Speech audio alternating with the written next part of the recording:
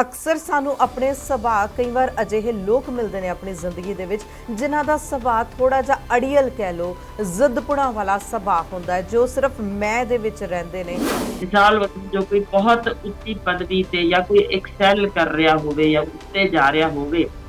ਤਾਂ ਫਿਰ ਉਸ ਚੀਜ਼ ਨੂੰ ਮੇਨਟੇਨ ਕਰਨਾ, ਉੱਥੋਂ ਨਿਕਲਦੇ ਖਤਰੇ, ਮੈਨੂੰ ਕੋਈ ਮਾਰ ਨਾ ਦਵੇ, ਮੇਰੀ ਖੂਬਸੂਰਤੀ 'ਚ ਕੋਈ ਵਿਘਨ ਨਾ ਪੈ ਜਾਵੇ, ਮੈਂ ਹੇਠਾਂ ਵੱਲ ਨਾ ਤੁਰ ਜਾਵਾਂ, ਇਹ ਇੱਕ ਡਿਸਆਰਡਰ ਵੱਲ ਤੁਰਦਾ। ਯਾਨੀ ਅਜੇ ਤੱਕ ਤੁਸੀਂ ਇੱਕ ਸੋਚ ਨੂੰ ਜਿਹੜੀ ਤੁਹਾਨੂੰ ਅੰਦਰ ਕਿਤੇ ਨਾ ਕਿਤੇ ਚੱਪ ਰਹੀ ਹੈ, ਉਹਨੂੰ ਵਿਸਤਾਰ ਕਰ ਰਹੇ ਹੋ, ਜੋ ਆਪਣੀ ਦਿਮਾਗ ਅੰਦਰ ਵਾਰ-ਵਾਰ ਜਾਣੀ ਸਿਰ ਤੇ ਜੋ ਰੱਖਿਆ ਉਹਦੇ ਹੇਠਾਂ ਇਸ ਤਰ੍ਹਾਂ ਪੂੰਜੀ ਬਣਾ ਕੇ ਕੁਛ ਕੀੜਾ ਫੇਰ ਹੀ ਰਿਹਾ। ਤੇ ਉਹ ਇੰਨਾ ਕੁ ਉਹਨੂੰ ਡਿਸਆਰਡਰ ਹੀ ਬਣ ਗਿਆ ਸੀ ਕਿ ਉਹਨੂੰ ਸਿਰ ਦੇ ਉੱਤੇ ਉਹ ਰੱਖਣਾ ਲਗਭਗ ਨਾਮੁਮਕਿਨ ਹੀ ਹੋਇਆ ਪਿਆ ਸੀ। ਜਿਸ ਤਰੀਕੇ ਦੇ ਨਾਲ ਇਹ ਆਪਣੇ ਆਪ ਆਬਜ਼ੈਸਿਵ ਹੋ ਜਾਣਾ, ਇੱਕ ਆਬਜ਼ੈਸ਼ਨ ਹੋ ਜਾਣਾ, ਉਹ ਆਪਣੇ ਆਪ ਦੇ ਲਈ, ਪਰਿਵਾਰ ਦੇ ਲਈ ਤੇ ਸਮਾਜ ਦੇ ਲਈ ਕਿੱਡਾ ਕੁ ਵੱਡਾ ਖਤਰਾ ਹੋ ਸਕਦਾ ਹੈ। ਇਹ ਠੀਕ ਨਹੀਂ ਹੋ ਸਕਦਾ, ਕੰਟਰੋਲ ਕੀਤਾ ਜਾ ਸਕਦਾ ਜਦੋਂ ਐਕਸਟ੍ਰੀਮ ਇੱਕ ਇਹਦੀ ਗ੍ਰੇਡਿੰਗ ਹੋ ਜਾਂਦੀ ਹੈ। ਇਹ ਕਿਸੇ ਵੀ ਹਾਲ ਵਿੱਚ ਜੋ ਸਮਾਜ ਨੂੰ ਨੁਕਸਾਨ ਪਹੁੰਚਾਉਣ ਵੱਲ ਤੁਰ ਜਾਣ, ਕਦੇ ਵੀ ਕਿਸੇ ਵੀ ਹਾਲ ਵਿੱਚ ਛੱਡੇ ਨਹੀਂ ਜਾਣੇ ਚਾਹੀਦੇ।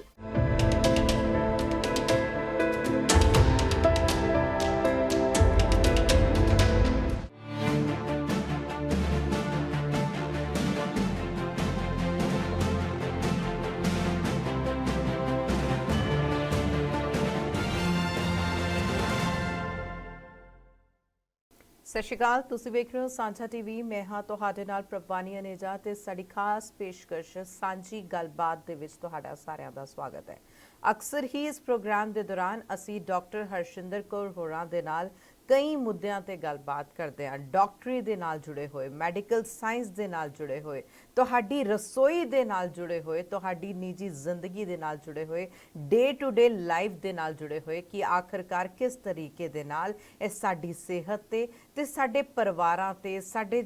ਸਮਾਜ ਤੇ ਕਿਸ ਤਰੀਕੇ ਦੇ ਨਾਲ ਅਸਰ ਪਾ ਸਕਦੇ ਨੇ। ਅੱਜ ਵੀ ਮੁੱਦਾ ਕੁਝ ਅਜਿਹਾ ਹੋਏਗਾ, ਉਹ ਮੁੱਦਾ ਜੋ ਤੁਸੀਂ ਅੱਜ ਕੱਲ੍ਹ ਸ਼ਾਇਦ ਕਿਤੇ ਨਾ ਕਿਤੇ ਟਾਵਾਂ ਸੁਣਨਾ ਸ਼ੁਰੂ ਕੀਤਾ ਹੋਵੇਗਾ ਜਾਂ ਪਿਕਚਰਾਂ ਦੇ ਰਾਹੀਂ ਤੁਹਾਨੂੰ ਪਤਾ ਚੱਲੇਗਾ ਕਿ ਇਸ ਤਰੀਕੇ ਦਾ ਵੀ ਕੁਝ ਹੁੰਦਾ ਹੈ। ਅਕਸਰ ਸਾਨੂੰ ਆਪਣੇ ਸੁਭਾਅ ਕਈ ਵਾਰ ਅਜਿਹੇ ਲੋਕ ਮਿਲਦੇ ਨੇ ਆਪਣੀ ਜ਼ਿੰਦਗੀ ਦੇ ਵਿੱਚ ਜਿਨ੍ਹਾਂ ਦਾ ਸੁਭਾਅ ਥੋੜਾ ਜਿਹਾ ਅੜੀਅਲ ਕਹਿ ਲੋ ਜ਼ਿੱਦਪੁਣਾ ਵਾਲਾ ਸੁਭਾਅ ਹੁੰਦਾ ਹੈ ਜੋ ਸਿਰਫ ਮੈਂ ਦੇ ਵਿੱਚ ਰਹਿੰਦੇ ਨੇ, ਲੇਕਿਨ ਸਾਨੂੰ ਸਮਝ ਨਹੀਂ ਆਉਂਦੀ ਕਿ ਇਹ ਹੁੰਦਾ ਕੀ ਹੈ। ਇੱਕ ਟਰਮ ਹੈ ਆਬਜ਼ੈਸਿਵ ਕੰਪਲਸਿਵ ਡਿਸਆਰਡਰ, OCD। ਆਖਰਕਾਰ ਇਹ ਹੈ ਕਿ ਅੱਜ ਇਸ ਤੇ ਵਿਚਾਰ ਵਟਾਂਦਰਾ ਕਰਾਂਗੇ। ਸੋ ਸਭ ਤੋਂ ਪਹਿਲਾਂ ਮੈਡਮ ਦਾ ਸਵਾਗਤ ਕਰਦੇ ਹਾਂ। ਸਤਿ ਸ਼੍ਰੀ ਅਕਾਲ ਮੈਮ, ਬਹੁਤ-ਬਹੁਤ ਸਵਾਗਤ ਤੁਹਾਡਾ ਸਾਂਝਾ ਟੀਵੀ ਤੇ ਜੀ। ਸਤਿ ਸ਼੍ਰੀ ਅਕਾਲ ਤੇ ਸਾਂਝਾ ਟੀਵੀ ਦੀ ਸਮੂਹ ਟੀਮ ਦਾ ਬਹੁਤ ਧੰਨਵਾਦ। ਤੁਸੀਂ ਆਪਣੇ ਕੀਮਤੀ ਸਮੇਂ 'ਚ ਮੇਰੇ ਵਰਗੀ ਨਿਮਾਣੀ ਨੂੰ ਲੈ ਆਉਂਦੇ ਹੋ ਤੇ ਜੋ ਲੋਕ ਮੰਗਦੇ ਨੇ ਅਸੀਂ ਉਸੇ ਹਿਸਾਬ ਨਾਲ ਉਹੀ ਟੌਪਿਕ ਹੀ ਲੈ ਆਉਂਦੇ ਹਾਂ। ਇਹ ਸਾਡੇ ਲਈ ਮਾਣ ਵਾਲੀ ਗੱਲ ਹੈ ਕਿਉਂਕਿ ਤੁਹਾਡਾ ਜੋ ਸਮਾਂ ਹੈ ਉਹ ਬਹੁਤ ਜ਼ਿਆਦਾ ਕੀਮਤੀ ਹੈ, ਤੁਹਾਡਾ ਸਕੇਡਿਊਲ ਬਹੁਤ ਜ਼ਿਆਦਾ ਬਿਜ਼ੀ ਹੈ, ਤੁਸੀਂ ਉਹਦੇ ਵਿੱਚੋਂ ਥੋੜਾ ਜਿਹਾ ਸਮਾਂ ਸਾਡੇ ਲਈ ਕੱਢ ਲੈਂਦੇ ਹੋ। ਸੋ ਤੁਹਾਡਾ ਬਹੁਤ-ਬਹੁਤ ਧੰਨਵਾਦ ਮੈਮ।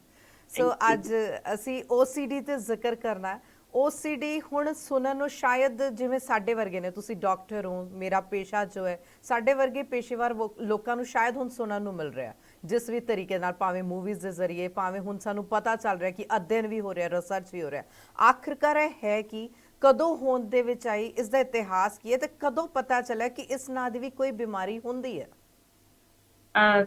ਦੇਖੋ, ਜਿਹੜੇ ਜਦੋਂ ਕੁਝ ਨਾਮਵਰ ਲੋਕਾਂ ਦਾ ਅਸੀਂ ਜ਼ਿਕਰ ਕਰਦੇ ਹਾਂ ਨਾ, ਉਦੋਂ ਸੌਖਿਆਂ ਸਮਝ ਆ ਜਾਂਦੀ ਹੈ ਕਿ ਕੀ ਹੈ। ਤੇ ਲੱਗਦਾ ਇਹੋ ਸੀ ਕਿ ਪਹਿਲਾਂ ਇਹ ਕਦੇ ਹੋਇਆ ਨਹੀਂ ਸੀ ਕਰਦੀ, ਹੁਣ ਨਵੀਂ ਕੋਈ ਬਿਮਾਰੀ ਆਈ ਹੈ ਜਿਸ ਵਿੱਚ ਬੰਦਾ ਕਿਸੇ ਇੱਕ ਚੀਜ਼ ਉੱਤੇ ਕੇਂਦਰਿਤ ਹੋ ਜਾਂਦਾ, ਭਾਵੇਂ ਉਹਦਾ ਆਪਣਾ ਆਪ ਹੋਵੇ। ਮਿਸਾਲ ਵਜੋਂ ਜੋ ਕੋਈ ਬਹੁਤ ਉੱਚੀ ਪਦਵੀ ਤੇ ਜਾਂ ਕੋਈ ਐਕਸੈਲ ਕਰ ਰਿਹਾ ਹੋਵੇ ਜਾਂ ਉੱਤੇ ਜਾ ਰਿਹਾ ਹੋਵੇ ਤਾਂ ਫਿਰ ਉਸ ਚੀਜ਼ ਨੂੰ ਮੇਨਟੇਨ ਕਰਨਾ, ਉੱਥੋਂ ਨਿਕਲਦੇ ਖਤਰੇ, ਮੈਨੂੰ ਕੋਈ ਮਾਰ ਨਾ ਦਵੇ, ਮੇਰੀ ਖੂਬਸੂਰਤੀ 'ਚ ਕੋਈ ਵਿਘਨ ਨਾ ਪੈ ਜਾਵੇ, ਮੈਂ ਹੇਠਾਂ ਵੱਲ ਨਾ ਤੁਰ ਜਾਵਾਂ, ਇਹੋ ਜਿਹੇ ਅਨੇਕ ਜੋ ਨੁਕਤੇ ਉਹ ਉਹਦੇ ਵਿੱਚ ਵੜ ਜਾਂਦੇ ਨੇ ਤੇ ਉਹ ਉਹਦਾ ਇੱਕ ਸਰੀਰ ਦਾ, ਉਹਦੇ ਦਿਮਾਗ ਦਾ ਹਿੱਸਾ ਬਣ ਜਾਂਦੇ ਨੇ। ਮਿਸਾਲ ਵਜੋਂ ਮੈਂ ਨਾਮ ਨਹੀਂ ਲੈਂਦੀ, ਬਹੁਤ ਨਾਮਵਰ ਸਿੰਗਰ ਜਿਹੜਾ ਮੇਰਾ ਖਿਆਲ ਹੈ ਕਿ 36 ਕੇ 40 ਤੋਂ ਵੀ ਉੱਪਰ ਪਲਾਸਟਿਕ ਸਰਜਰੀਆਂ ਕਰਾ ਗਿਆ ਕਿ ਮੈਂ ਖੂਬਸੂਰਤ ਹੀ ਦਿਸਦਾ ਰਵਾਂ, ਮੇਰਾ ਰੰਗ ਹੀ ਗੋਰਾ ਦਿਸਦਾ ਰਵੇ ਤੇ ਉਸ ਦਰਦ ਨੂੰ ਲੁਕਾਉਂਦਿਆਂ ਜਿੰਨੇ ਕੁ ਉਹਨੇ ਨਸ਼ੇ ਦੇ ਟੀਕੇ ਲਏ ਜਾਂ ਜਿੰਨੀਆਂ ਨਸ਼ੇ ਦੀਆਂ ਗੋਲੀਆਂ ਖਾਈਆਂ, ਰੱਬ ਨੂੰ ਹੀ ਪਿਆਰਾ ਹੋ ਗਿਆ। ਹਾਲਾਂਕਿ ਉਹਨੇ ਪੂਰੀ ਵਾਹ ਲਾਈ ਸੀ ਕਿ ਮੈਂ ਮੌਤ ਦੇ ਨੇੜੇ ਤੇੜੇ ਨਹੀਂ ਜਾਣਾ। ਅਰਬਾਂ ਰੁਪਏ ਖਰਚੇ ਸਨ ਕਿ ਜੇ ਗੁੱਤਾ ਕੁਛ ਗੁਰਬੀ ਨੂੰ ਹੋ ਗਿਆ ਜਾਂ ਜਿਗਰ ਨੂੰ ਕੁਛ ਹੋ ਗਿਆ,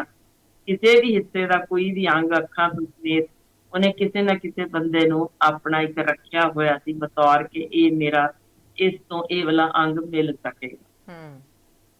ਹੁਣ ਇੰਜੀ ਅਹ ਬਹੁਤ ਹੀਰੋਇਨ ਤੁਸੀਂ ਦੇਖਦੇ ਹੋਵੋਗੇ ਜਿਹੜੀਆਂ ਆਪਣੇ ਆਪ ਨੂੰ ਮੇਨਟੇਨ ਕਰਨ ਲਈ ਇਸੇ ਤਰ੍ਹਾਂ ਸਰਜਰੀਜ਼ ਕਰਨੀਆਂ ਜਾਂ ਲੋੜੋਂ ਵੱਧ ਭੁੱਖੇ ਰਹਿਣਾ, ਕੋਈ ਈਟਿੰਗ ਡਿਸਆਰਡਰ ਹੋ ਜਾਣਾ, ਇਕੱਲੇ ਰਹਿਣਾ ਕਿ ਮੇਰਾ ਕੋਈ ਇੱਕ ਵੀ ਤਿਲ ਜਾਂ ਇੱਕ ਵੀ ਝੁਰੜੀ ਜੇ ਦਿਸ ਗਈ ਤੇ ਮੈਂ ਖਰੇ ਕੀ ਮੈਨੂੰ ਹੋ ਜਾਣਾ। ਸੋ ਇਸੇ ਤਰ੍ਹਾਂ ਜਦੋਂ ਇਹ ਇੱਕ ਡਿਸਆਰਡਰ ਵੱਲ ਤੁਰਦਾ, ਯਾਨੀ ਅਜੇ ਤੱਕ ਤੁਸੀਂ ਇੱਕ ਸੋਚ ਨੂੰ ਜਿਹੜੀ ਤੁਹਾਨੂੰ ਅੰਦਰ ਕਿਤੇ ਨਾ ਕਿਤੇ ਚੱਪ ਰਹੀ ਹੈ ਉਹਨੂੰ ਵਿਸਤਾਰ ਕਰ ਰਹੇ ਹੁੰਦੇ ਹੋ ਆਪਣੀ ਦਿਮਾਗ ਅੰਦਰ, ਪਰ ਜਦੋਂ ਇਹ ਇੱਕ ਪਰਸਨੈਲਿਟੀ ਦੇ ਵਿੱਚ ਵੜ ਜਾਏ ਕਿ ਰੋਜ਼ਮਰਾ ਦੇ ਤੁਹਾਡੇ ਕੰਮ ਕਾਰ ਅੜਚਨ ਪਾਉਣ ਲੱਗ ਜਾਵੇ, ਤਾਂ ਫਿਰ ਇਹਨੂੰ ਅਸੀਂ ਡਿਸਆਰਡਰ ਦੇ ਨਾਮ ਨਾਲ ਕਹਿੰਦੇ। ਮਿਸਾਲ ਵਜੋਂ ਜੀ ਲਗਾਤਾਰ ਹੱਥ ਧੋਂਦੇ ਰਹਿਣਾ, ਕੋਵਿਡ ਦੌਰਾਨ ਕਿ ਇਹ ਆਰਡਰ ਇੰਨਾ ਵੱਧ ਦੇਖਿਆ ਕਿ ਦਿਨ ਵਿੱਚ 40 ਵਾਰ ਤੁਸੀਂ ਦੇਖਿਆ ਲੋਕੀ ਹੱਥ ਹੀ ਧੋਂਦੇ ਰਹਿਣ, ਛਿੜਕਾਅ ਕਰਨ ਲੱਗ ਗਏ ਸਨ ਤੁਰਦੇ ਫਿਰਦੇ ਕਿ ਸੈਨੀਟਾਈਜ਼ਰ ਦਾ ਛਿੜਕਾਅ ਹੀ ਕਰ ਦਿਓ। ਬੱਚਿਆਂ ਨੂੰ ਲਗਭਗ ਨਵਾ ਦਿੰਦੇ ਸਨ, ਸਿਰਾਂ ਤੇ ਰੋੜ ਦਿੰਦੇ ਸਨ। ਇਸ ਕਿਸਮ ਦਾ ਜਿਹੜਾ ਪਾਗਲਪਨ ਦੀ ਹੱਦ ਤੱਕ ਚਲਾ ਜਾਏ ਕਿ ਕੁੰਡੀਆਂ ਵਾਰ-ਵਾਰ ਲਾਈ ਜਾਣੀਆਂ ਜਾਂ ਤੁਸੀਂ ਇੱਕੋ ਹੀ ਥਾਂ ਤੇ ਲਾਈਟ ਔਨ ਆਫ ਕਰਕੇ ਦੇਖੀ ਜਾਣੀ, ਲਾਈਟ ਔਨ ਸੀ ਆਫ ਸੀ, ਇਹ ਸਾਰਾ ਕੁਛ ਦੇ ਸਮੇਤ ਬਹੁਤ ਸਾਰੀਆਂ ਹੋਰ ਚੀਜ਼ਾਂ ਆਪਾਂ ਜ਼ਿਕਰ ਕਰਾਂਗੇ ਕਿਉਂਕਿ ਬਹੁਤ ਇੰਟਰਸਟਿੰਗ ਫੈਕਟ ਹੈ ਜਿਹੜਾ ਤੁਸੀਂ ਇੱਕ ਪੁੱਛਿਆ ਕਿ ਇਤਿਹਾਸਿਕ ਜੇ ਅਸੀਂ ਕੋਈ ਪੱਖਾਂ ਵੱਲ ਝਾਤ ਮਾਰੀਏ ਤਾਂ ਉਹਦੇ ਵਿੱਚ ਕੀ ਕੁਛ ਲੱਭਦਾ ਜੇ, ਬਹੁਤ ਇੰਟਰਸਟਿੰਗ ਚੀਜ਼ਾਂ ਨੇ। ਰੋਮਨ ਲਿਟਰੇਚਰ ਵਿੱਚ ਵੀ ਤੇ ਗ੍ਰੀਕ ਯਾਨੀ ਫਿਲੋਸਫਰ ਵੱਲੋਂ ਜ਼ਿਕਰ ਮਿਲਦਾ ਜੇ ਕਿ ਇੱਕ ਉਸ ਸਮੇਂ ਦਾ ਰੋਮਨ ਬੰਦਾ ਸੀ ਜਿਸ ਨੂੰ ਇੰਝ ਮਹਿਸੂਸ ਹੁੰਦਾ ਸੀ ਕਿ ਮੈਂ ਸਿਰ ਦੇ ਉੱਤੇ ਜੇ ਫੁੱਲਾਂ ਦਾ ਕੋਈ ਤਾਜ ਰੱਖ ਲਿਆ ਨਾ, ਉਹਦੇ ਥੱਲੇ ਕੋਈ ਨਾ ਕੋਈ ਕੀੜਾ ਜ਼ਰੂਰ ਫਿਰ ਰਿਹਾ। ਤਾਂ ਉਸਨੇ ਪ੍ਰੇਅਰ ਵੀ ਕਰਨੀ ਯਾਨੀ ਕਰਦਿਆਂ ਹੋਇਆਂ ਵੀ ਉਹਦੇ ਅੰਦਰ ਹੱਥ ਮਾਰਨਾ, ਪਸੀਨਾ ਆਉਣ ਲੱਗ ਜਾਣਾ, ਵਾਰ-ਵਾਰ ਜਾਨੀ ਸਿਰ ਤੇ ਜੋ ਰੱਖਿਆ ਉਹਦੇ ਹੇਠਾਂ ਇਸ ਤਰ੍ਹਾਂ ਪੂੰਝੀ ਜਾਣਾ ਕਿ ਕੁਛ ਕੀੜਾ ਫਿਰ ਹੀ ਰਿਹਾ। ਤਾਂ ਉਹ ਇੰਨਾ ਕੁ ਉਹਨੂੰ ਡਿਸਆਰਡਰ ਹੀ ਬਣ ਗਿਆ ਸੀ ਕਿ ਉਹਨੂੰ ਸਿਰ ਦੇ ਉੱਤੇ ਉਹ ਰੱਖਣਾ ਲਗਭਗ ਨਾਮੁਮਕਿਨ ਹੀ ਹੋਇਆ ਪਿਆ ਸੀ ਕਿ ਇਹ ਫੁੱਲਾਂ ਵਾਲਾ ਜਿਹੜਾ ਮੇਰੇ ਸਿਰ ਤੇ ਰੱਖਿਆ ਜਾਏਗਾ ਤਾਜ ਵਿੱਚ ਹਰ ਹਾਲ ਵਿੱਚ ਕੁਝ ਨਾ ਕੁਝ ਕੀੜੇ ਬੜੇ ਹੀ ਹੋਣਗੇ ਕਿ ਉਹਦੀ ਜ਼ਬਾਨ ਵੀ ਥਿੜਕਣ ਲੱਗ ਜਾਂਦੀ ਸੀ, ਮਹਿਸੂਸ ਹੋਣ ਲੱਗ ਜਾਂਦਾ ਸੀ ਕੀੜੇ ਲੜ ਰਹੇ ਨੇ। ਤੇ ਉਹ ਜਿਵੇਂ ਆਪਣੀ ਤੁਸੀਂ ਆਪਾਂ ਕਰਦੇ ਹਾਂ ਪ੍ਰੇਅਰ ਵਗੈਰਾ ਉਸ ਤਰ੍ਹਾਂ ਦੀ ਅਰਦਾਸ ਦੌਰਾਨ ਵੀ ਉਹਦੇ ਅਜੀਬ ਅਜੀਬ ਕਿਸਮ ਦੇ ਹਾਵ ਭਾਵ ਦੇਖੇ ਗਏ ਜੋ ਕਿ ਉਹਨਾਂ ਸਮਿਆਂ ਵਿੱਚ ਕਿਉਂਕਿ ਨਾ ਸਮਝ ਸੀ ਕੀ ਹੈ ਨਾ ਕੋਈ ਦਵਾਈ ਸੀ, ਤਾਂ ਉਹਨੂੰ ਇਸੇ ਤਰ੍ਹਾਂ ਹੀ ਤੁਰਦਾ ਰਿਹਾ, ਪਰ ਬੜਾ ਉਹਦਾ ਨਾਮ ਉਹਨਾਂ ਸਮਿਆਂ 'ਚ ਹੋਇਆ। 7ਵੀਂ ਸਦੀ ਦੀ ਹੋਰ ਇੰਟਰਸਟਿੰਗ ਖਬਰ ਦੱਸਦੀ ਹਾਂ। ਉਹਦਾ ਬੰਦੇ ਦਾ ਨਾਮ ਸੀ ਜੌਨ ਸਰਾਮਸ। ਹੁਣ ਉਹਦੇ ਵਿੱਚ ਨੌਜਵਾਨ ਸੀ ਉਹ ਵੀ, ਜਿਹੜੇ ਆਪਾਂ ਕਹਿੰਦੇ ਆ ਕਿ ਮੌਂਕ ਜਿਹੜੇ ਬੁੱਧਿਸਟ ਜਿਹੜੇ ਉਹਨਾਂ ਵਿੱਚੋਂ ਸੀ ਇੱਕ ਉਹ ਬਣ ਗਿਆ ਹੋਇਆ। ਹੁਣ ਉਹਦੇ ਵਿੱਚ ਇੱਕ ਅਜਿਹੀ ਸੋਚ ਵੜ ਗਈ ਸੀ ਕਿ ਚੁਫੇਰੇ ਲੋਕ ਯਾਨੀ ਮਾੜੇ ਸਰੀਰਕ ਸੰਬੰਧ ਬਣਾ ਰਹੇ। ਉਹਦੀ ਹਰ ਦਿਨ ਵਿੱਚ ਜੇ ਉਹਨੇ ਕਿਸੇ ਥਾਂ ਤੇ ਗੱਲ ਕਰਨੀ ਜਾਂ ਖਿਮਾ ਮੰਗਣੀ ਕਿ ਇਹਨਾਂ ਦੇ ਜਿਹੜੇ ਵੀ ਮਾੜੇ ਕਰਮ ਨੇ ਇਹਨਾਂ ਦੀ ਰੱਬਾ ਖਿਮਾ ਕਰੀ, ਜਾਂ ਜੋ ਵੀ ਉਹਨੇ ਕਹਿਣਾ ਇੱਕੋ ਹੀ ਗੱਲ ਤੇ ਕੇਂਦਰਿਤ ਸੀ ਕਿ ਜਿਹੜੇ ਵੀ ਸਰੀਰਕ ਸੰਬੰਧ ਮਾੜੇ ਬਣਾ ਰਹੇ ਨੇ ਜਾਂ ਬਣਾਉਣਗੇ, ਯਾਨੀ ਉਹਦੀ ਕੋਈ ਹੋਰ ਪ੍ਰਾਰਥਨਾ ਜਾਂ ਉਹਦੀ ਅਰਦਾਸ ਹੁੰਦੀ ਹੀ ਨਹੀਂ ਸੀ ਸਿਵਾਏ ਇੱਕੋ ਹੀ ਥਾਂ ਤੇ ਕੇਂਦਰਿਤ ਕਿ ਕੋਈ ਨਾ ਕੋਈ ਸਰੀਰਕ ਸੰਬੰਧ ਆਪਣੇ ਰਿਸ਼ਤਿਆਂ ਤੋਂ ਬਾਹਰ ਬਣਾ ਰਹੇ। ਹੁਣ ਇਹੀ ਚੀਜ਼ ਹੌਲੀ ਹੌਲੀ ਇਹ ਕਿਉਂਕਿ ਬਾਅਦ ਵਿੱਚ ਲੱਭਿਆ ਗਿਆ ਕਿ ਇਹ ਇੱਕ ਕਿਸਮ ਦਾ ਰੋਗ ਸੀ ਉਹਨੂੰ ਮਾਨਸਿਕ ਜਿਹੜਾ ਇਹ ਬਣ ਗਿਆ ਸੀ। ਉਸ ਤੋਂ ਬਾਅਦ ਦਾ ਇੱਕ ਹੋਰ ਬੜੀ ਮਜ਼ੇਦਾਰ 14ਵੀਂ ਸਦੀ ਦੇ ਵਿੱਚ ਮਿਲਦਾ ਜੇ ਜੀ, ਕਿਉਂਕਿ ਕ੍ਰਿਸਚਨ ਟੈਕਸਟ ਦੇ ਵਿੱਚ ਲਿਖਿਆ ਮਿਲਦਾ ਜੇ, ਇਹ ਬੜੀ ਇੰਟਰਸਟਿੰਗ ਉਹਦੇ ਵਿੱਚ ਵੀ ਇੱਕ ਖੋਜ ਲੱਭੀ ਜੇ ਉਹਨਾਂ ਨੇ ਦੇਖਿਆ ਕਿ ਉਹਦੇ ਵਿੱਚ ਇਸ ਤਰੀਕੇ ਦੀ ਉਹ ਇੱਕ ਚਰਚ ਦੇ ਵਿੱਚ ਜੋ ਕੰਮ ਕਰ ਰਿਹਾ ਸੀ, ਉਹਨੂੰ ਇੰਨਾ ਕੁ ਆਪਣੇ ਆਪ ਅੰਦਰ ਇਹ ਫੀਲਿੰਗ ਹੋ ਗਈ ਸੀ ਕਿ ਮੈਂ ਕਿਸੇ ਜੰਗ ਦੇ ਵਿੱਚ ਜੇ ਜਾਣਾ ਹੈ, ਮੈਂ ਕਮਜ਼ੋਰ ਮਹਿਸੂਸ ਹੋਵਾਂਗਾ, ਮੇਰੇ ਹੱਥੋਂ ਜੋ ਮੇਰੀ ਕੁਰਸੀ ਟੁੱਟ ਨਾ ਜਾਏ। ਇਸ ਤਰੀਕੇ ਦਾ ਯਾਨੀ ਉਹਨੂੰ ਭੈ ਫੈਲ ਗਿਆ ਸੀ ਕਿ ਉਹਨੇ ਲਗਾਤਾਰ ਹਰ ਇੱਕ ਬੰਦਿਆਂ ਦੇ ਵਿੱਚ ਇਸੇ ਤਰ੍ਹਾਂ ਕਿ ਇਹ ਮਾਰਨ ਮੈਨੂੰ ਆ ਰਿਹਾ ਹੈ, ਇਹ ਮੈਨੂੰ ਨੀਵਾਂ ਦਿਖਾਏਗਾ, ਇਹ ਮੇਰੀ ਚੂਣ ਤਾਈਆਂ ਲੱਭੇਗਾ, ਇੰਝ ਦੇ ਯਾਨੀ ਉਹਨੇ ਲਗਾਤਾਰ ਇੱਕੋ ਹੀ ਤਰ੍ਹਾਂ ਦੀ ਗੱਲ ਹਰ ਇੱਕ ਨਾਲ ਰੱਖਣੀ। ਉਸ ਤੋਂ ਬਾਅਦ ਵੀ ਇੱਕ ਇੰਗਲੈਂਡ ਦੀ 1584 ਦੀ ਇੱਕ ਮੈਂ ਔਰਤ ਦਾ ਜ਼ਿਕਰ ਕਰਨਾ ਚਾਹਾਂਗੀ, ਜਿਹੜਾ ਖਾਸ ਮੈਨੇ ਰੱਖਦਾ, ਸ਼ਾਇਦ ਅੱਜ ਦੇ ਦਿਨ ਵੀ ਉਹਦਾ ਕੁਝ ਨਾ ਕੁਝ ਉਹਦਾ ਸਾਨੂੰ ਅਸਰ ਦਿੱਤੇਗਾ। ਹਮ। ਇਸ ਔਰਤ ਜੋ ਇੰਗਲੈਂਡ ਵਿੱਚ ਰਹਿੰਦੀ ਸੀ, ਉਹਦਾ ਨਾਮ ਸੀ ਮਿਸਿਸ ਡੇਵੀ। ਜੀ। ਹੁਣ ਉਹਦਾ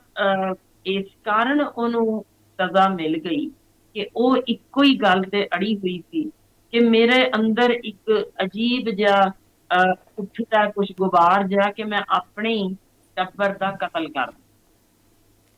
ਯਾਨੀ ਮੈਂ ਤੁਹਾਨੂੰ ਇਹੀ ਦੱਸਦੀ ਹਾਂ ਕਿ ਜੋ ਅਸੀਂ ਇਹ ਡਿਸਆਰਡਰ ਦੀ ਗੱਲ ਕਰ ਰਹੇ ਹਾਂ, ਕੰਪਲਸਿਵ ਡਿਸਆਰਡਰ ਨਾ ਸਿਰਫ ਹੱਥ ਧੋਣ ਤੱਕ ਸੀਮਤ ਹੈ, ਨਾ ਸਿਰਫ ਨਾਜਾਇਜ਼ ਸੰਬੰਧਾਂ ਤੱਕ ਸੀਮਤ ਹੈ, ਬਲਕਿ ਇਹਦੇ ਵਿੱਚ ਰੇਪ ਕਰ ਦੇਣੇ, ਸੀਰੀਅਲ ਰੇਪਿਸਟ ਹੋ ਜਾਣਾ, ਜਾਂ ਕਤਲ ਕਰਨ ਦਾ ਕਿਸੇ ਨੂੰ ਜੀ ਕਰਨਾ, ਜਾਂ ਫਿਰ ਆਪ ਸੁਸਾਈਡ ਕਰ ਲੈਣਾ, ਜਾਂ ਫਿਰ ਅਜਿਹੀ ਭਾਵਨਾ ਕਿ ਅੱਛਾ ਇੱਕ ਕੁੜੀ ਨੂੰ ਮੈਂ ਪ੍ਰਪੋਜ਼ ਕੀਤਾ, ਉਹਨੇ ਕਰ ਦਿੱਤੀ ਤਾਂ ਮੈਂ ਉਹਨੂੰ ਸਾੜ ਦੇਣਾ, ਮਾਰ ਦੇਣਾ, ਭਿਆਨਕ ਕਤਲ ਕਰਨਾ, ਤੇਜ਼ਾਬ ਸੁੱਟ ਦੇਣਾ। ਯਾਨੀ ਇਸ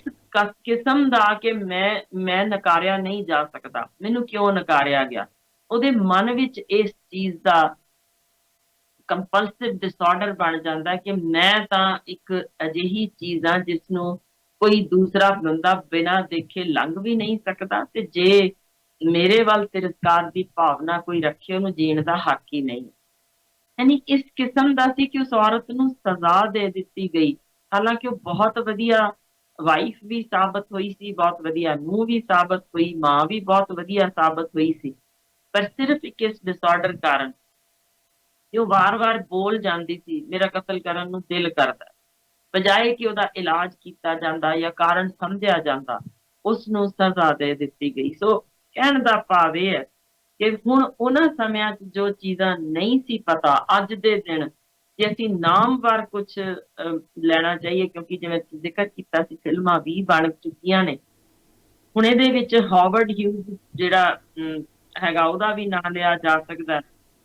ਜਾਰਜ ਐਜ਼ਰਾ ਜੋ ਇੰਗਲਿਸ਼ ਸਿੰਗਰ ਹੈਗਾ ਉਹਦਾ ਵੀ, ਉਹਦੇ ਬਾਰੇ ਵੀ ਪਤਾ ਜੀ, ਗ੍ਰੇਟਾ ਥਨਬਰਗ ਉਹਦੇ ਬਾਰੇ ਵੀ ਪਤਾ ਜੀ ਕਿ ਸਾਰੇ OCD ਦੇ ਸ਼ਿਕਾਰ ਸਨ, ਜੇਮਸ ਪੈਡਰ, ਇਹੋ ਜਿਹੇ ਬੜੇ ਨਾਮਵਰ ਨੇ ਜਿਹੜੇ ਹੀਰੋ ਹੀਰੋਇਨ ਜਿਨ੍ਹਾਂ ਦੇ ਵਿੱਚ ਪਤਾ ਹੈ ਸਾਨੂੰ, ਸੈਮੂਅਲ ਜੌਨਸਨ ਵਗੈਰਾ, ਸਭ OCD ਦੇ ਸ਼ਿਕਾਰ ਰਹੇ ਹੋਏ। ਯਾਨੀ ਚੀਜ਼ ਮੈਂ ਹੁਣ ਨਾਮ ਨਹੀਂ ਲੈਂਦੀ, ਪਰ ਸਾਡੀਆਂ ਵੀ ਬਹੁਤ ਸਾਰੀਆਂ ਹੀਰੋਇਨ ਜੋ ਟੌਪ ਤੇ ਪਹੁੰਚ ਜਾਂਦੀਆਂ ਨੇ, ਕੁਝ ਨੂੰ ਇਹੋ ਜਿਹੀ obsession ਹੁੰਦੀ ਹੈ ਕਿ ਮੈਂ ਵਿਆਹ ਕਰਾ ਕੇ ਮੇਰੀ ਫਿਕਰ ਖਰਾਬ ਨਾ ਹੋ ਜਾਵੇ, ਮੈਂ ਵਿਆਹ ਹੀ ਨਹੀਂ ਕਰਾਉਣਾ, ਜਾਂ ਕੁਝ ਅਜਿਹੇ ਹਾਲ ਵਿੱਚ ਚਲੀਆਂ ਜਾਂਦੀਆਂ ਨੇ ਕਿ ਆਪਣੇ ਆਪ ਨੂੰ ਕਮਰਿਆਂ ਵਿੱਚ ਬੰਦ ਕਰ ਲੈਂਦੀਆਂ ਨੇ, ਉੱਥੇ ਮਰ ਖੱਪ ਵੀ ਜਾਂਦੀਆਂ ਨੇ, ਪਰ ਇਹ ਕਾਰਨ ਕਿ ਮੇਰੇ ਤੇ ਕੋਈ ਇਹ ਨਾ ਕਹਿ ਦਵੇ ਕਿ ਢਲਦੀ ਉਮਰ ਵੱਲ ਜਾ ਰਹੀ ਹੈ। ਤਾਂ ਇਸ ਤਰੀਕੇ ਦੇ ਬਹੁਤ ਸਾਰੇ ਨੇ ਜਿਨ੍ਹਾਂ ਵਿੱਚ ਮੇਰਾ ਖਿਆਲ ਹੈ ਜੇ ਆਪਾਂ ਥੋੜੇ ਜਿਹੇ ਲੱਛਣ ਜਾਂ ਥੋੜੇ ਜਿਹੇ ਇਹਨਾਂ 'ਚ ਸਮਝਾ ਸਕੀਏ ਹੋਰ ਤਾਂ ਬਹੁਤ ਵਧੀਆ ਹੋਏਗਾ।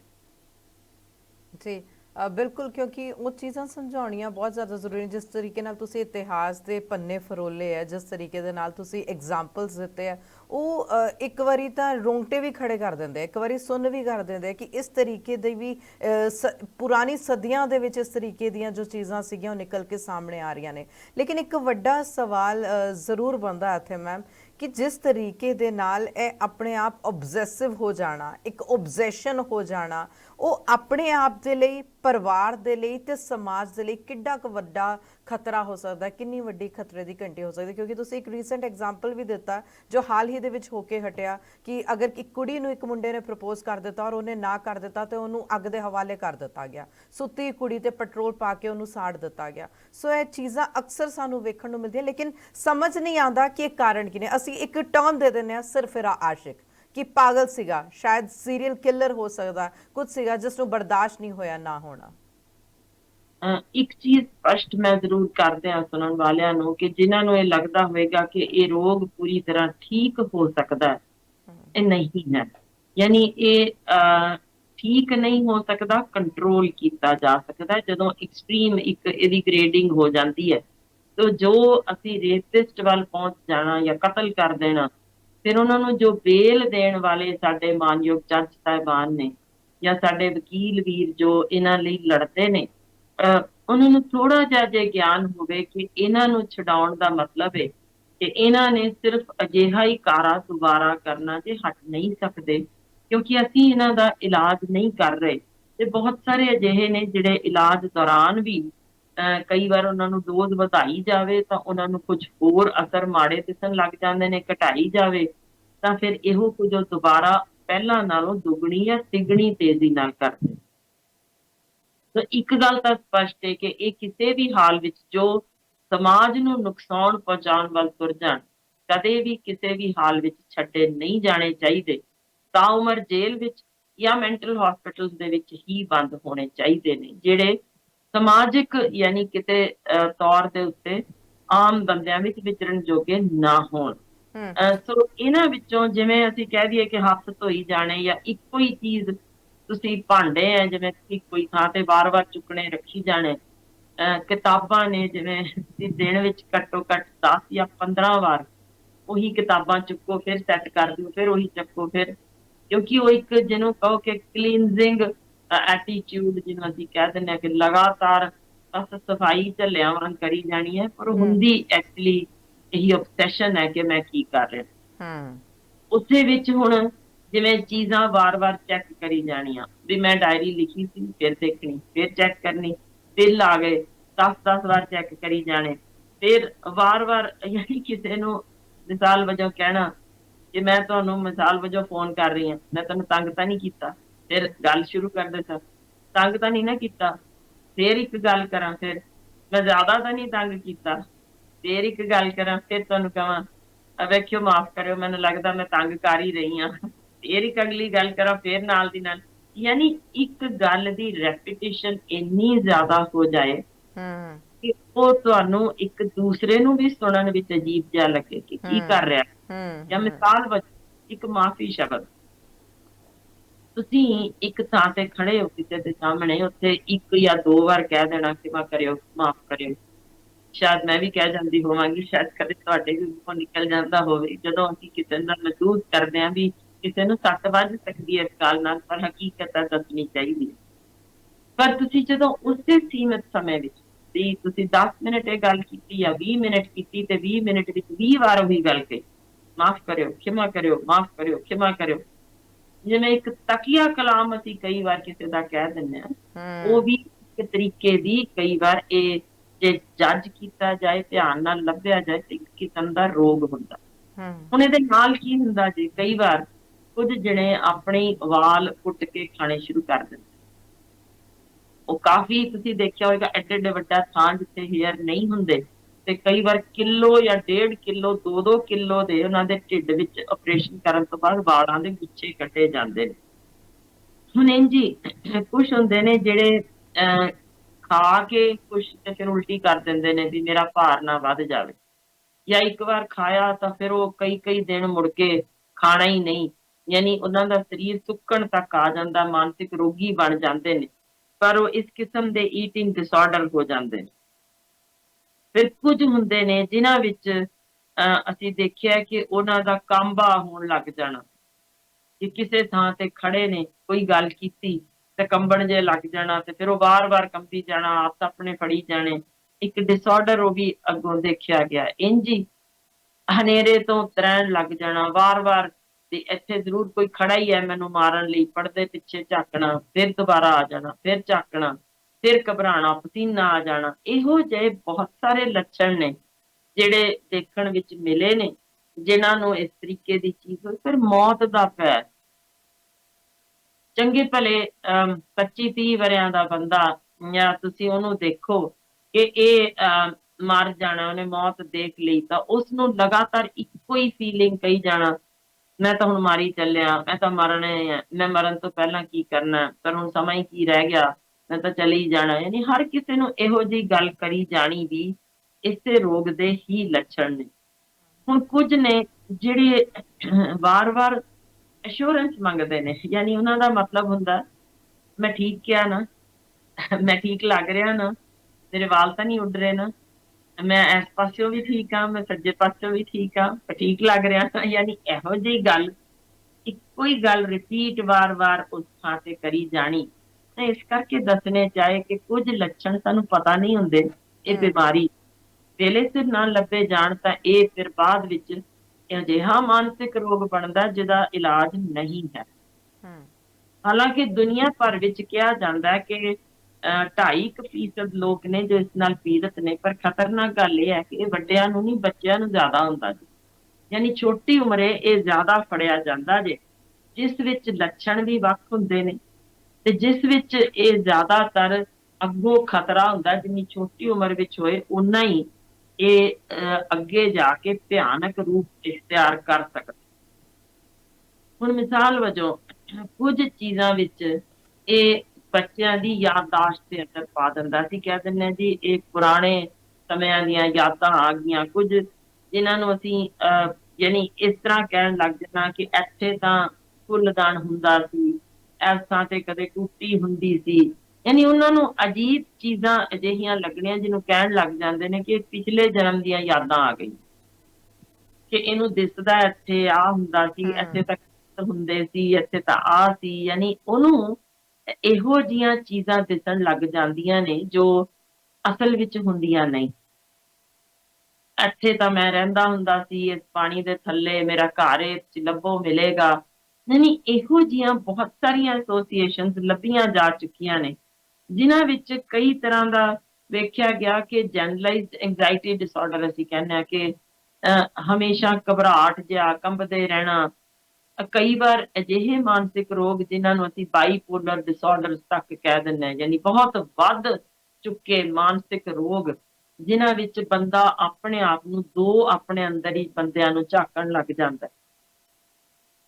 ਬਿਲਕੁਲ ਇਸੇ ਤਰ੍ਹਾਂ ਹੀ ਕਈ ਤਰ੍ਹਾਂ ਦੀ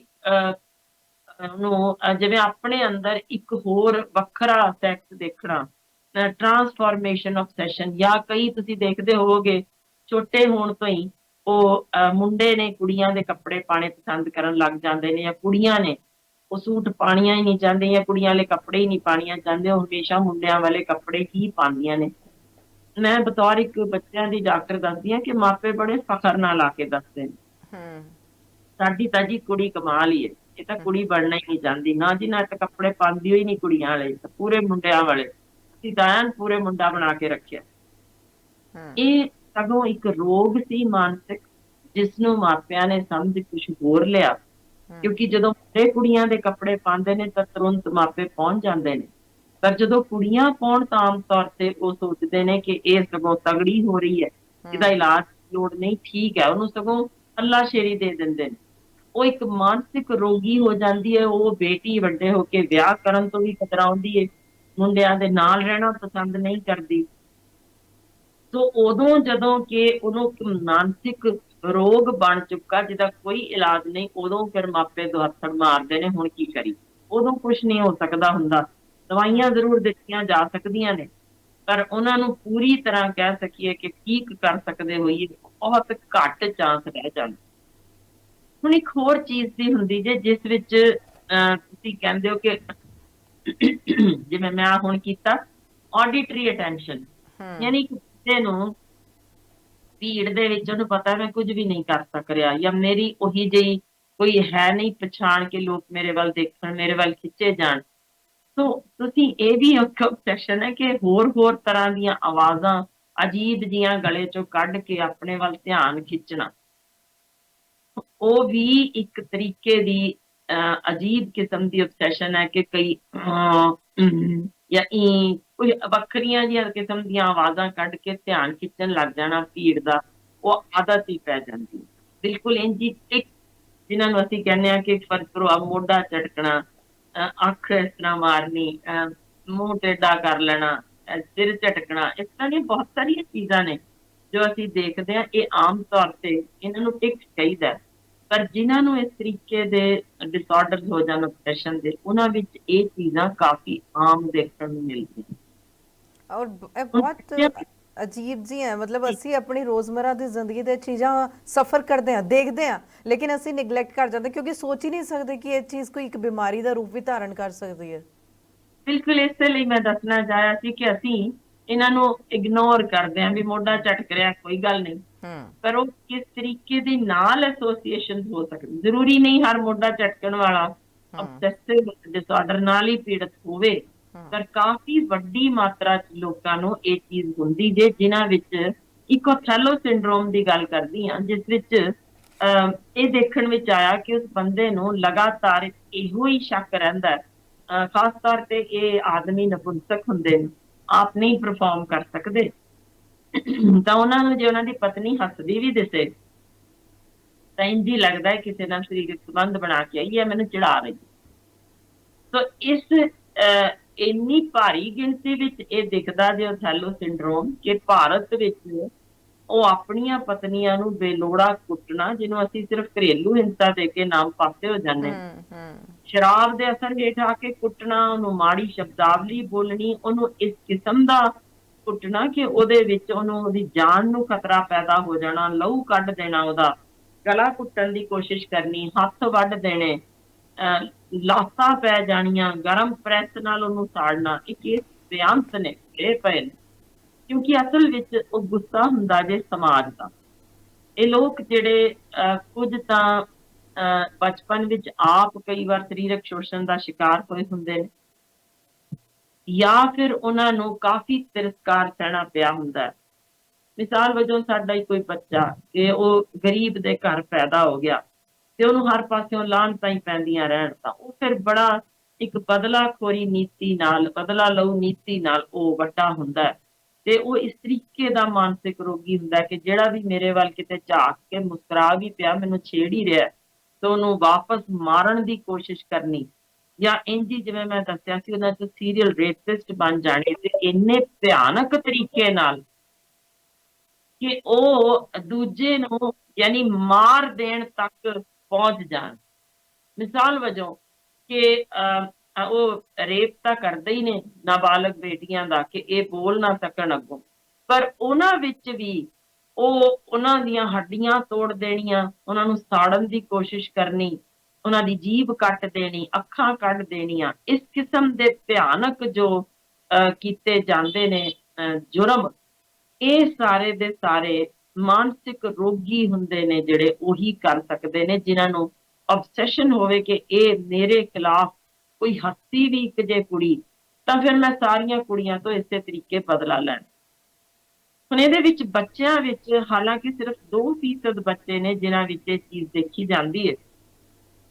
ਪਰ ਉਹਦੇ ਵਿੱਚ ਜ਼ਿਆਦਾਤਰ 10 ਤੋਂ 14 ਸਾਲ ਦੇ ਬੱਚੇ ਇਹਦੇ ਵਿੱਚ ਪੀੜਤ ਲੱਭੇ ਜਾਂਦੇ।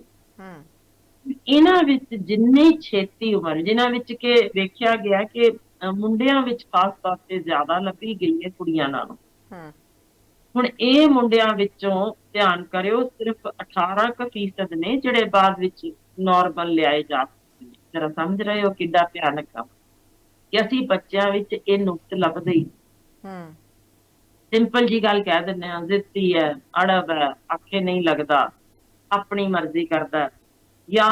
ਇਹ ਤਾਂ ਹਰ ਵੇਲੇ ਹੀ ਢਿਉਂ ਢਿਉਂ ਕਰੀ ਜਾਂਦਾ, ਢੈਂਦੀ ਨਹੀਂ ਗੱਲਾਂ ਕਰਦਾ,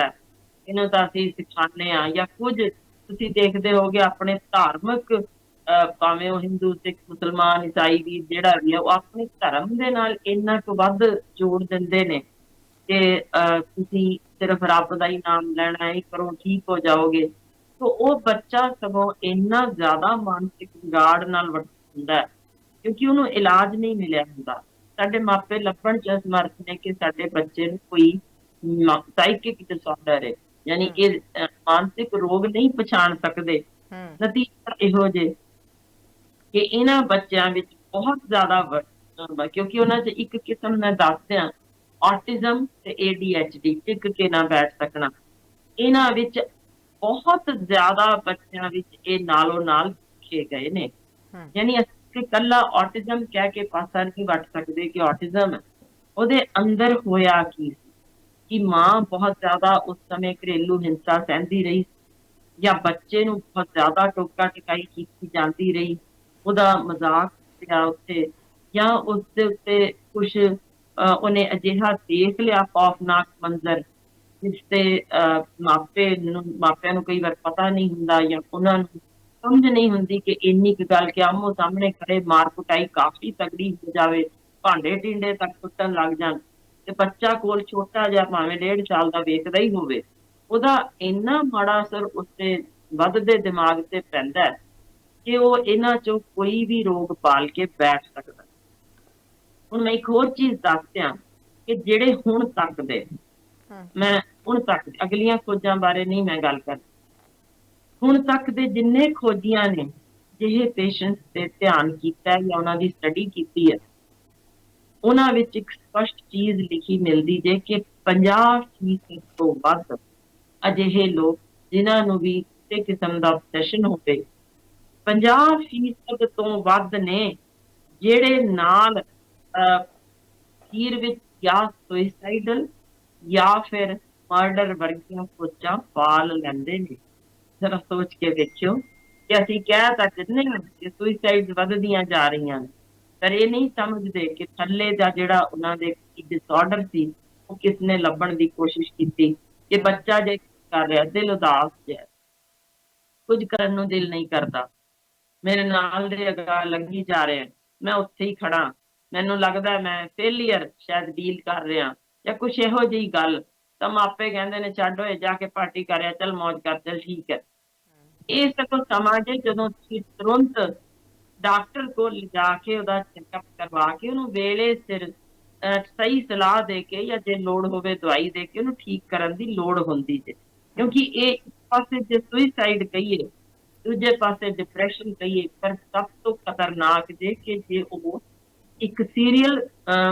ਰੇਪਿਸਟ ਜਾਂ ਸੀਰੀਅਲ ਮਰਡਰ ਕਰਨ ਨੂੰ ਤੁਰ ਪਿਆ, ਤਾਂ ਫਿਰ ਉਦੋਂ ਕਿਵੇਂ ਫੜਾਂਗੇ ਉਸਨੂੰ ਅਸੀਂ ਪਹਿਲਾਂ ਵੇਲੇ ਸਿਰ ਨਹੀਂ ਸਾਂਭ ਸਕੇ। ਇਹਨਾਂ ਵਿੱਚ ਇੱਕ ਬਹੁਤ ਵੱਡਾ ਇੱਕ ਮੈਂ ਨਾਲ ਐਡ ਆਨ ਕਰਨਾ ਚਾਹੁੰਦੀ ਹਾਂ ਜੀ, ਡਰੱਗ ਐਡਿਕਸ਼ਨ। ਜੀ, ਇਹ ਖੋਜ ਜਿਹੜੀ ਹੋਈ ਸੀ ਇੰਗਲੈਂਡ ਵਿੱਚ, ਜਿਹਦੇ ਵਿੱਚ ਉਹਨਾਂ ਨੇ ਇਹਦਾ OCD ਜੋ ਆਪਾਂ ਡਿਸਆਰਡਰ ਦੀ ਕਰ ਰਹੇ ਹਾਂ, obsessive compulsive disorder, ਤੇ ਡਰੱਗ ਦੇ ਨਾਲ ਇਹਨੂੰ ਜੋੜ ਕੇ ਖੋਜ ਕੀਤੀ। ਇਸ ਖੋਜ ਵਿੱਚ ਉਹਨਾਂ ਨੇ ਲੱਭਿਆ ਕਿ ਜਿਹੜੇ ਡਰੱਗ ਦੋਨੋਂ ਪਾਸੇ ਇਹ ਮਾਰ ਮਾਰਦੀ, ਯਾਨੀ ਜਿਹੜੇ ਇਹ OCD ਵਾਲੇ ਹੁੰਦੇ ਨੇ, ਇਹ ਡਰੱਗ ਐਡਿਕਸ਼ਨ ਵੱਲ ਜਾਂਦੇ ਵੀ ਛੇਤੀ ਨੇ। ਹੁਣ ਥੋੜਾ ਜਿਹਾ ਧਿਆਨ ਕਰਿਓ ਕਿ ਜਿਹੜੇ ਵੀ ਅੱਜ ਡਰੱਗ ਦੇ ਵਿੱਚ ਇਹਨਾਂ ਨੂੰ ਰੋਕਣ ਵਿੱਚ ਜੁਟੇ ਹੋਏ ਨੇ, ਜਾਂ ਸਾਡੇ ਜਿੰਨੇ ਵੀ ਵੀਰ ਭੈਣ ਜੋ ਇਸ ਪਾਸੇ, ਜਾਂ ਸਾਡੇ ਸਿਆਸਤਦਾਨ, ਜਾਂ ਜਿਹੜੇ ਵੀ ਪੁਲਿਸ ਕਰਮੀ ਲੱਗੇ ਨੇ,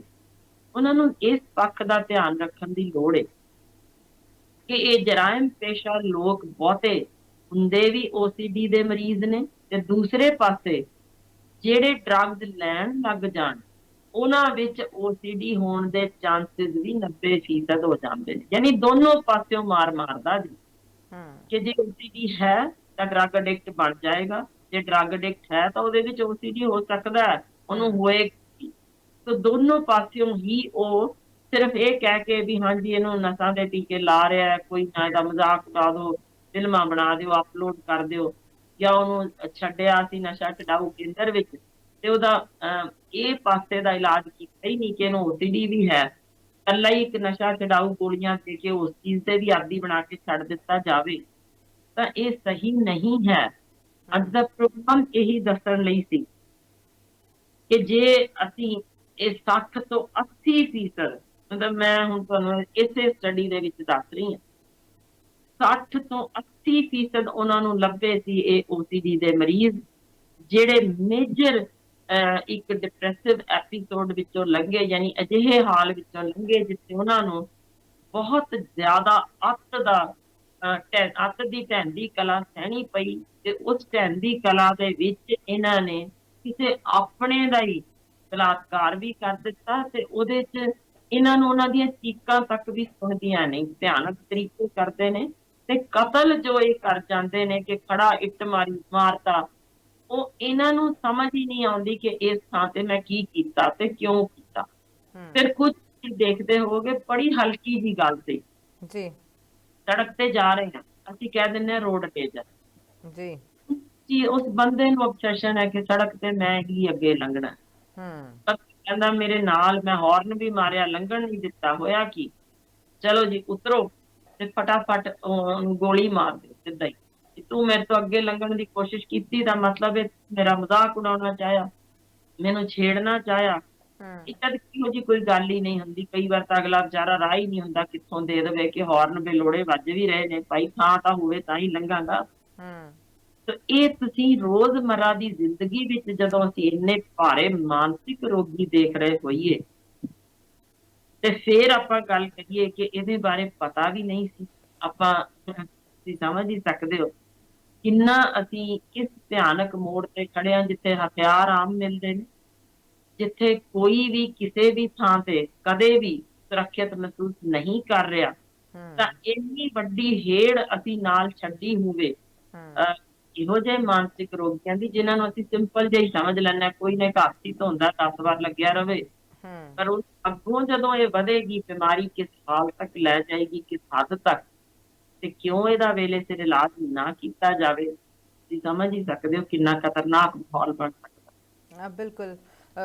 ਤੁਸੀਂ ਤੱਥਾਂ ਦੇ ਆਧਾਰ ਨਾਲ ਡਿਟੇਲ ਦੇ ਵਿੱਚ ਜਾਣਕਾਰੀ ਦਿੱਤੀ ਹੈ ਕਿ ਇਸ ਦਾ ਕੀ ਨੁਕਸਾਨ ਹੋ ਸਕਦਾ ਪਰਸਨਲੀ ਵੀ, ਪਬਲਿਕਲੀ ਵੀ, ਕਿ ਕਿਸ ਤਰੀਕੇ ਦੇ ਨਾਲ ਇਹ ਬਿਮਾਰੀ ਜੋ ਵੇਖਣ ਨੂੰ ਮਿਲ ਰਹੀ, ਆਖਰਕਾਰ ਇਸ ਦੇ ਲੱਛਣ ਕੀ ਨੇ, ਸਭ ਕੁਝ ਦੱਸਿਆ। ਲੇਕਿਨ ਮੈਨੂੰ ਪਤਾ ਸਮਾਂ ਤੁਹਾਡੀ ਇਜਾਜ਼ਤ ਲੈਣ ਦਾ ਵੀ ਹੋ ਗਿਆ, ਲੇਕਿਨ ਇੱਕ ਛੋਟਾ ਜਿਹਾ ਸਵਾਲ ਜਾਂਦੇ ਜਾਂਦੇ, ਭਾਵੇਂ ਤੁਸੀਂ ਛੋਟੇ ਜਿਹੇ ਸ਼ਬਦਾਂ ਦੇ ਵਿੱਚ ਕਨਕਲੂਡ ਕਰਕੇ ਦੇ ਦੇਵੋ, ਕਿਉਂਕਿ ਤੁਸੀਂ ਜ਼ਿਕਰ ਕੀਤਾ ਕਿ ਅਕਸਰ ਇਹ ਚੀਜ਼ ਦੇਖੀ ਗਈ ਹੈ ਕਿ ਛੋਟੇ ਬੱਚਿਆਂ ਦੇ ਵਿੱਚ ਜ਼ਿਆਦਾ ਹੋ ਰਿਹਾ। ਸੋ ਮਾਪਿਆਂ ਦੇ ਲਈ ਖਾਸ ਤੌਰ ਤੇ ਉਚੇਚੇ ਤੌਰ ਤੇ ਕੀ ਸੁਨੇਹਾ ਦੇਣਾ ਚਾਹੁੰਦੇ, ਕਿਸ ਤਰੀਕੇ ਦੇ ਲਈ,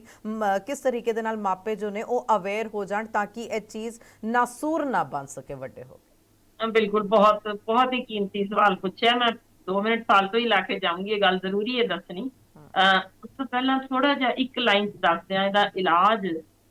ਇੱਕ ਤਾਂ ਜਿਵੇਂ ਤੁਸੀਂ ਸਾਈਕੈਟ੍ਰਿਕ ਕੰਸਲਟੇਸ਼ਨ ਹੁੰਦੀ ਜੇ, ਦੂਸਰੀ ਇਹਦੇ ਲਈ ਦਵਾਈਆਂ ਨੇ ਕਾਫੀ ਹੁਣ ਆ ਚੁੱਕੀਆਂ, ਤੀਸਰੀ ਇੱਕ ਅਹਿਮ ਚੀਜ਼ ਕਿ ਇਹਦੀ ਸਰਜਰੀ ਵੀ ਮੌਜੂਦ ਹੈ, ਕਿ ਜਦੋਂ ਸਾਨੂੰ ਲੱਗੇ ਕਿ ਇਹ ਇਲਾਜ ਹੋਇਆ ਜਾ ਰਿਹਾ, ਕੋਈ ਵੀ ਦਵਾਈ ਅਸਰ ਨਹੀਂ ਕਰ ਰਹੀ, ਤਾਂ ਉਸ ਕੇਸ ਦੇ ਵਿੱਚ ਅਸੀਂ ਇਹਨਾਂ ਨੂੰ ਇਹਦੀ ਸਰਜਰੀ ਵੀ ਕੀਤੀ ਜਾ ਸਕਦੀ ਹੈ।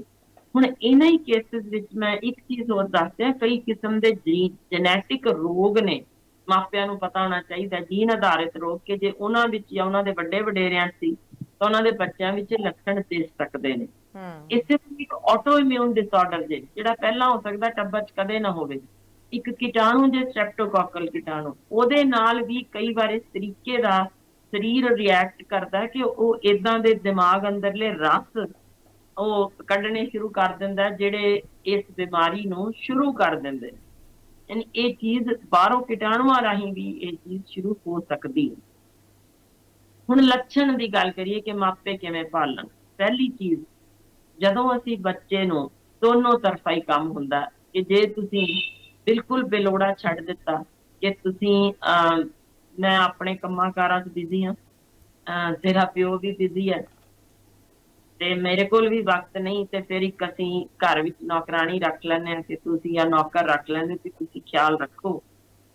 ਫਿਰ ਅਸੀਂ ਪਾਲੀਏ ਕਿ ਉਹ ਬੱਚਾ ਸਾਡੇ ਨਾਲ ਉਹ ਸਾਂਝ ਕਿਉਂ ਨਹੀਂ ਗੰਢ ਰਿਹਾ, ਤਾਂ ਇਹ ਚੀਜ਼ ਬਾਅਦ ਵਿੱਚ ਸੰਭਵ ਨਹੀਂ। ਉਹਦੇ ਵਿਗੜ ਜਾਣ ਦੇ ਆਸਾਰ ਬਹੁਤ ਜ਼ਿਆਦਾ ਹੁੰਦੇ, ਕਿਉਂਕਿ ਉਹਦੇ ਸਾਹਮਣੇ ਹੁੰਦਾ ਦੌਲਤ ਦਾ ਅੰਬਾਰ ਕਿ ਮੇਰੇ ਕੋਲ ਸਭ ਕੁਝ ਹੈ, ਮੇਰੇ ਤਾਂ ਮਾਪੇ ਇੰਨੇ ਉੱਚੇ ਰੁਤਬਿਆਂ 'ਚ ਨੇ, ਪਰ ਇੱਕ ਗੁੱਸਾ ਹੁੰਦਾ ਜੇ ਕਿ ਇਹਨਾਂ ਕੋਲ ਮੇਰੇ ਲਈ ਸਮਾਂ ਨਹੀਂ, ਮੈਂ ਇਹਨਾਂ ਲਈ ਸਮਾਂ ਨਹੀਂ ਕੱਢਣਾ। ਪਰ ਇਹ ਸਮਾਜ ਕਿੱਦਾਂ ਦਾ ਜਿਹੜਾ ਮੇਰੇ ਮਾਪਿਆਂ ਨੂੰ ਖੋ ਰਿਹਾ। ਉਹ ਬੱਚਾ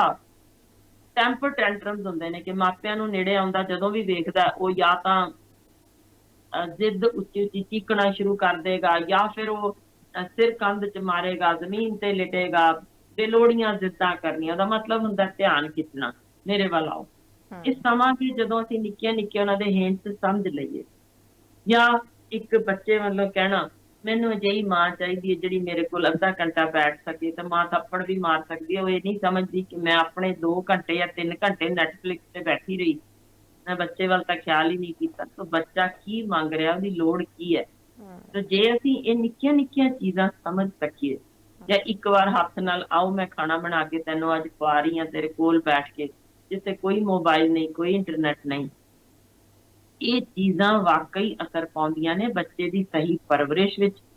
ਜਿੱਥੇ ਨਾ ਤਾਂ ਅਸੀਂ ਉਹਨੂੰ ਟੋਟਲੀ ਇਗਨੋਰ ਕਰ ਸਕਦੇ ਹਾਂ, ਨਾ ਉਹਦੇ ਕੋਲੋਂ ਖੋਇਆ ਸਮਾਂ ਪੈਸੇ ਨਾਲ ਪੂਰਾ ਕਰੋ। ਇਹ ਤਾਂ ਕਦੇ ਵੀ ਨਹੀਂ ਕਰਨਾ ਚਾਹੀਦਾ। ਬਿਲਕੁਲ। ਇਹ ਬੱਚਾ ਨਾਰਮਲ ਹੋ ਹੀ ਨਹੀਂ ਸਕਦਾ, ਯਾਨੀ ਜੋ ਬੇਲੋੜੀ ਚੀਜ਼ ਮਿਲੇਗੀ ਉਹ ਵੀ, ਜਾਂ ਖੋ ਦਿੱਤੀ ਜਾਏਗੀ ਉਹ ਵੀ, ਦੋਨੋਂ ਹੀ ਮਾੜੇ ਅਸਰ ਪਾਉਂਦੇ ਨੇ। ਮਾਪਿਆਂ ਨੂੰ ਬੱਚੇ ਨੂੰ ਸਹੀ ਸੇਧ ਦੇਣੀ ਕਿ ਉਹਦੀਆਂ ਬੇਲੋੜੀਆਂ ਜ਼ਿੱਦਾਂ ਨਹੀਂ ਮੰਨਣੀਆਂ। ਤੇ ਫਿਰ ਜਿਵੇਂ ਹੁਣ ਦੇਖੋ ਨਾ, ਇੱਕ ਮਾਲੀ ਜੇ ਚਾਹਵੇ ਕਿ ਬੂਟਾ ਬਹੁਤ ਸੋਹਣਾ ਉੱਗਣਾ ਚਾਹੀਦਾ, ਤਾਂ ਜਿਹੜੀਆਂ ਵਾਧੂ ਟਾਹਣੀਆਂ ਨਿਕਲਦੀਆਂ ਨੇ ਨਾ, ਉਹ ਕਟਿੰਗ ਕਰਦਾ। ਜੀ ਬਿਲਕੁਲ। ਤੁਸੀਂ ਆਪਣੇ ਘਰ 'ਚ ਹੈਜ ਵੀ ਲੱਗੀ ਦੇਖੋਗੇ ਨਾ, ਤੇ ਤਵੀ ਉੱਗ ਜਾਂਦੀ ਜੇ ਉਹਦੀ ਕਟਿੰਗ ਨਾ ਵੇਲੇ ਸਿਰ ਕੀਤੀ ਜਾਏ। ਤਾਂ ਇਸੇ ਹੀ ਤਰ੍ਹਾਂ ਬੱਚੇ ਦੇ ਕੁਝ ਤਾਂ ਨਖਰੇ ਹੁੰਦੇ ਨੇ, ਮੰਨ ਲੈਣੇ ਚਾਹੀਦੇ ਨੇ, ਪਿਆਰ ਹੈ, ਪਰ ਜਦੋਂ ਉਹ ਨਖਰੇ ਦਿਸਣ ਕਿ ਹੁਣੇ ਨੁਕਸਾਨਦੇਹ ਨੇ, ਉੱਥੇ ਤੁਹਾਨੂੰ ਕਟਿੰਗ ਕਰਨ ਦੀ ਲੋੜ ਪੈਂਦੀ ਹੈ। ਤਾਂ ਇੰਨੀ ਕੁ ਗੱਲ ਜੇ ਮਾਪਿਆਂ ਨੂੰ ਸਮਝ ਆ ਜਾਵੇ ਨਾ, ਤਾਂ ਫਿਰ ਉਹ ਬੂਟਾ ਐਨ ਸਰੂ ਦੇ ਕੱਦ ਵਾਂਗ ਸਿੱਧਾ ਜਾਏਗਾ। ਤਾਂ ਇਹ ਫਾਲਤੂ ਟਾਹਣੀਆਂ ਜੇ ਉਦੋਂ ਹੀ ਛਾਂਗ ਦਈਏ, ਤਾਂ ਬਾਅਦ ਦੀ ਉਮਰ ਵਿੱਚ ਇਹੋ ਜਿਹੇ ਕੇਸ ਨਹੀਂ ਹੋਣਗੇ। ਬਿਲਕੁਲ, ਬਹੁਤ ਹੀ ਸੋਹਣੀ ਗੱਲ ਤੇ ਇੱਕ ਬਹੁਤ ਸੋਹਣਾ ਸੁਨੇਹਾ ਤੁਸੀਂ ਜਾਣ ਤੋਂ ਪਹਿਲਾਂ ਦਿੱਤਾ ਕਿ ਇੱਕ ਛੋਟੀ ਜੀ ਗੱਲ ਹੈ। ਅੱਜ ਕੱਲ ਠੀਕ ਹੈ, ਮੰਨਦੇ ਆ ਕਿ ਕਿਉਂਕਿ ਮਹਿੰਗਾਈ ਦਾ ਜ਼ਮਾਨਾ ਹੈ, ਕਿ ਘਰ ਚਲਾਉਣਾ ਇੱਕ ਜਣੇ ਦੇ ਲਈ ਔਖਾ ਹੈ, ਸੋ ਮਾਪੇ ਦੋਹੇ ਵਰਕਿੰਗ ਨੇ, ਕੰਮ ਕਰਦੇ ਨੇ, ਬੱਚੇ ਸਾਂਭਣ ਦੇ ਲਈ ਸਮਾਂ ਨੇ, ਲੇਕਿਨ ਉਹ ਸਮਾਂ ਮਾਪਿਆਂ ਨੂੰ ਖੁਦ ਨੂੰ ਕੱਢਣਾ ਪੈਣਾ। ਭਾਵੇਂ ਦਿਨ ਦਾ 1 ਘੰਟਾ ਕੱਢੋ, ਲੇਕਿਨ ਉਹ 1 ਘੰਟਾ ਸਿਰਫ ਤੁਹਾਡਾ ਤੇ ਤੁਹਾਡੇ ਬੱਚੇ ਦਾ ਹੋਵੇ, ਜਿਸ ਟਾਈਮ ਬੱਚਾ ਸੇਫ ਫੀਲ ਕਰੇ, ਤੁਹਾਨੂੰ ਆਪਣੇ ਦਿਲ ਦੀ ਹਰ ਗੱਲ ਦੱਸ ਸਕੇ। ਜੇਕਰ ਇਹ ਕਮਿਊਨੀਕੇਸ਼ਨ ਗੈਪ ਵੱਧ ਗਿਆ ਨਾ, ਇਹ ਵੱਡੇ ਹੋ ਕੇ ਕਦੇ ਪੂਰਾ ਨਹੀਂ ਹੁੰਦਾ। ਤੁਸੀਂ ਸੀਖ ਲਓਗੇ ਤਾਂ ਉਸ ਦੇ ਨਾਲ ਸਮਾਜ ਦੇ ਵਿੱਚ ਵੀ ਜੋ ਹੈ ਸੇਧ ਜ਼ਰੂਰ ਮਿਲੇਗੀ। ਤੁਸੀਂ ਸੀਖ ਲਿੱਤੀ ਹੈ ਨਹੀਂ ਲਿਖਲੀ, ਲੇਕਿਨ ਮੇਰੀ ਖੁਦ ਦੀ 2 ਸਾਲ ਦੀ ਛੋਟੀ ਜੀ ਬੱਚੀ ਹੈ। ਮੈਂ ਤਾਂ ਅੱਜ ਮੈਮ ਦੇ ਇਸ ਜਾਣ ਤੋਂ ਪਹਿਲੇ ਜੋ ਮੈਮ ਨੇ ਸੁਨੇਹਾ ਦਿੱਤਾ ਨਾ, ਉਸਨੇ ਮੈਨੂੰ ਕਿਤੇ ਨਾ ਕਿਤੇ ਅੱਜ ਇਸ ਸੁਨੇਹੇ ਨੇ ਜਗਾ ਜ਼ਰੂਰ ਦਿੱਤਾ। ਮੈਮ, ਅੱਜ ਇੰਨੀ ਸੋਹਣੀ ਜਾਣਕਾਰੀ ਦਰਸ਼ਕਾਂ ਦੇ ਨਾਲ ਸਾਂਝੀ ਕਰਨ ਦੇ ਲਈ, ਇਨ ਤੱਥਾਂ ਦੇ ਆਧਾਰ ਤੇ ਤੁਹਾਡਾ ਬਹੁਤ ਬਹੁਤ ਧੰਨਵਾਦ, ਆਪਣਾ ਕੀਮਤੀ ਸਮਾਂ ਕੱਢਣ ਦੇ ਲਈ। ਸਤਿ ਸ਼੍ਰੀ ਅਕਾਲ। ਸੋ ਅੱਜ ਦੀ ਸਾਂਝੀ ਗੱਲਬਾਤ ਦੀ ਇਸ ਖਾਸ ਪੇਸ਼ਕਸ਼ ਦੇ ਵਿੱਚ ਹੈ ਨਾ, ਦੇਸ਼ ਵਿਦੇਸ਼ ਦੀ ਤਮਾਮ ਖਬਰਾਂ ਦੇ ਲਈ ਤੁਸੀਂ ਬਣੇ ਰਹੋ ਸਾਂਝਾ ਟੀਵੀ ਦੇ ਨਾਲ। ਮੈਨੂੰ ਦਿਓ ਇਜਾਜ਼ਤ। ਸਤਿ ਸ਼੍ਰੀ ਅਕਾਲ।